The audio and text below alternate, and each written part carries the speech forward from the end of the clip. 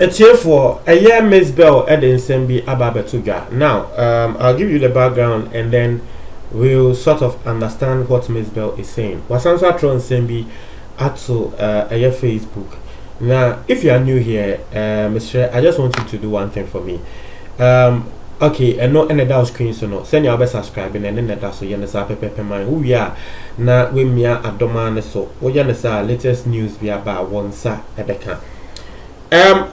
Ghanaian female, sisi ampo there. Okay, Yebeka still once a musician, always a musician, you know. Ghanaian female musician, I friend of Miss Bell. Ni dianka sankasa eye Belinda Nana Ekia Amua. Na we reveal ewo Onua FM 95.1. Say Prophet Nigel Gazy edi ni dwuma bi ema wo no Miss Bell no wo ende up at 37 military hospital. Munti assembly was say Prophet Nigel Gazy ye ni bribi ema wo no Miss Bell no ye admitting no ewo 37 military hospital. Now say wo ni mo a Miss Bell oyobi a wo no ankasa wo show bi ewo Onua FM a show no ye friend no odo enso trese e very explicit wo mo keka odo ho nsem aha mo amonim sa nyama no ena Miss Bell sanso kotina show bi so a ye friend no enije mre ewo the same Onua FM because ye be fan say the family no because o nankasa ye adwuma wo now wo kotina enije mre ho no yabeka say hoster wo hosting na wo kenkan same way ni na enye ni show so no kan same way o hoster wo hosting your friend Christian Ej Frimpong and na Miss Bell ma Christian Ej Frimpong ti ase say one Thursday evening when to me hosting wo no Miss Bell nation because no Miss Bell nation no hosting a Thursday it was say one Thursday evening when to me hosting the show no just because of Nigel Gazy. Was say one no Miss Bell ni producer a friend Emmanuel Ajemai a dodo na friend Brahima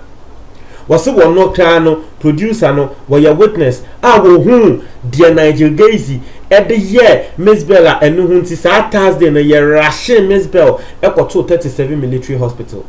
when in sama Miss Bell at the abetuja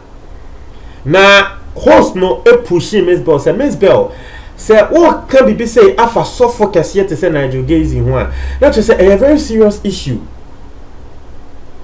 or you will be and I know hunti ya rush wako hospital into Miss Bell my year would dear Nigel Gazy the year na assembly ya be kembia na ya kembia ma Miss Bell said that be and there a different matter altogether na one bar bontin mechanics here na say adi what shall say who reveal it say Nigel Gazy ye will be no hunti ko ende up e hospital inti what shall say the aboa de who kuna na trese who kuna no ati ase mpemfo ka asem bi se bebi a ye cheche aboa no ehwa na yesane no nti wo cheche wo ho ananka wasane wo ho na trese ye hu ne se Nigel Gazy wo ye wu say but Miss Bell ye pian na host ne ye pian na Miss Bell se won ka ade Nigel Gazy de ye ndo obeka ne se Nigel Gazy ye ni bibi a eno hunti wo koda 37 military hospital wo evidence. Now let's go on Miss Bell's Facebook wall because as some way back say na me person me find it out say Miss Bell akotro bibi wo Facebook ebe man clue into what Nigel Gazy e de aye na allegedly in some wo kan for Prophet Nigel Gazy ho no say eye ne kra intino ya call Miss Bell Facebook wall no na me hu bibi na me say e was say me read e tre mo muntie was say Nigel one kan Prophet Nigel Gazy kra o friend Nigel seriously by the end of by the end of next week, if I don't get the compensation we all agreed on at the last meeting with your people, I swear on my ancestors, I will proceed with my legal action and the whole world will get to know with total evidence why you've been asked to compensate me. Foolish, filthy boy. The first thing I Miss Bell kind of said, Nigel Gazy, Prophet Nigel Gazy, say by next week, not just say the Miss Bell ever say yeti ase and say assembly see you know nkrofo bi atema say ehun say oh yanka assembly e wo fie e ma wo motwa ebuo bi ama Nigel Gazy say won fa ma Miss Bell. It's Miss Bell say by the end of next week se Nigel Gacy emphasize compensation na empenyifo tena ase hu asem ne hu no se da be Nigel Gacy na asem enye da na de wo ye no enye no se wan fa compensation no amba ono Miss Bell ebe take full legal action na Ghana for will release evidence na Ghana for nia ehu de Nigel Gacy or the year ono Miss Bell no. So I don't know, but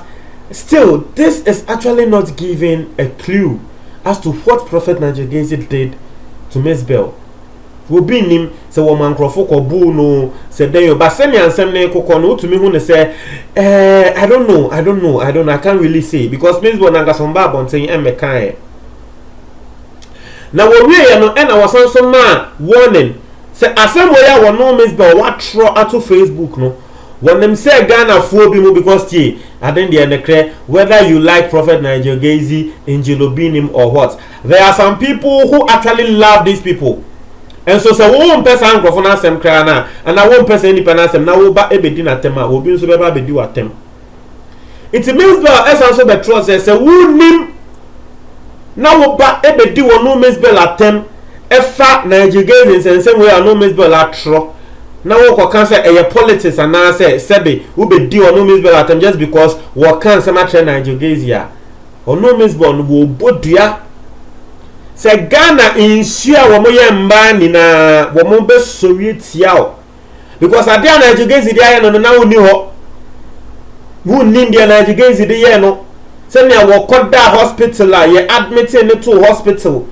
compensation e was Nigel Gacy dey man na one farm man wo ni ho enti ni buefu a wa ba abonten ya be kan nsem we say wo ni masem ni mu na wo be di wo no Miss Bell atema wa bodua to ho.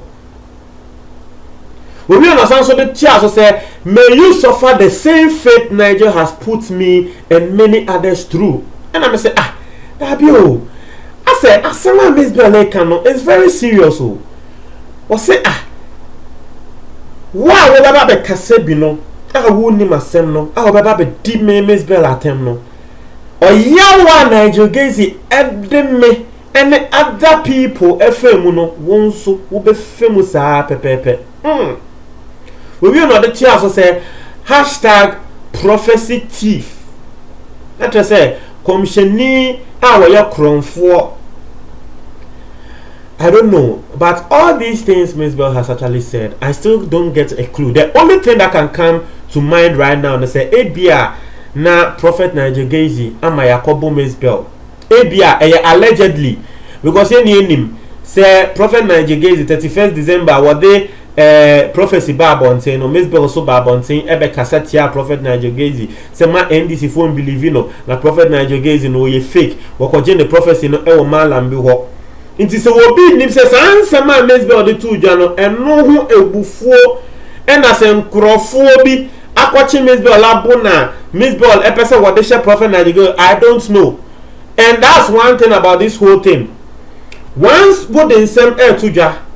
na asem no we a celebrity, these two other celebrities, we a celebrity now then same tuja na asem no one funny na who pone ho kakra bi keke ema yeah. What you are doing is that you are giving us room to speculate, and once we start speculating we can even give wrong information to the public.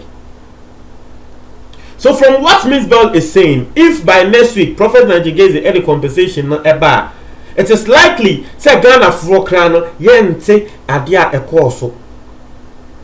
munti asem ye because tie say we bi kodi bone na yesi yetena se aka one of the deals ne be say o di asem na mayentwa so because who to me enkwaje compensation na won sanso nko abonten say wo sanso ko spread asem na dabi that say wo no you didn't live to the side of your agreement.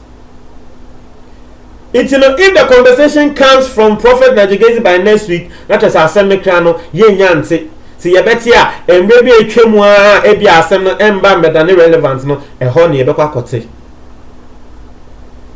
intermediate Miss Bell dia mesrew ye de ye pa asem etie se wo tie ye Miss Bell fa asem ni tudwa fa tudwa ye bone a ni ye hu aka ye papa nso ni ye hu aka e wo se ye kebi ma wa ni ye kebi ma wo se ye kasetia Prophet Nigel Gacy nso a eno nso ne kwan so respectfully in a very humble way yendi na tem na yaka say oh osofo de wo ye no anko yie because ono nso ye nipa ati ase e nti na mesramo mo ntra mo adwen e comment box no tie for me da ase